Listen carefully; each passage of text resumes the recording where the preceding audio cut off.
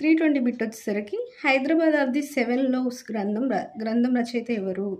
So Hyderabad of the 7 loaves అనే గ్రంథాన్ని రచించింది ఎవరు అని అంటే ఎడ్రూస్ అండి. ఎవరంటే ఎడ్రూస్.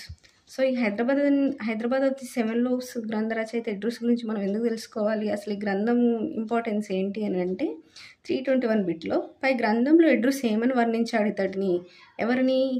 ఈ మీర్ మెహబూబ్ అలీ ఖాన్ ఏమని వర్ణించాడు ఈ గ్రంథంలో అని అంటే ఈ మీర్ మెహబూబ్ అలీ ఖాన్ అనే నిజాం చాలా మతసహనం గలవాడు. అంటే మతసహనం గలవాడండి. ఈయన అన్ని మతాలను ఒకే విధంగా చూశాడు, ఒకే విధంగా ట్రీట్ చేశాడు.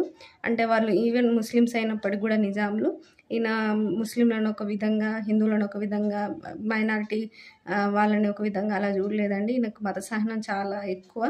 అన్ని మతాలను సమానంగా చూశాడని ఈ గ్రంథంలో చెప్పాడండి. ఏ గ్రంథం అంటే హైదరాబాద్ ఆఫ్ ది 7 లోవ్స్.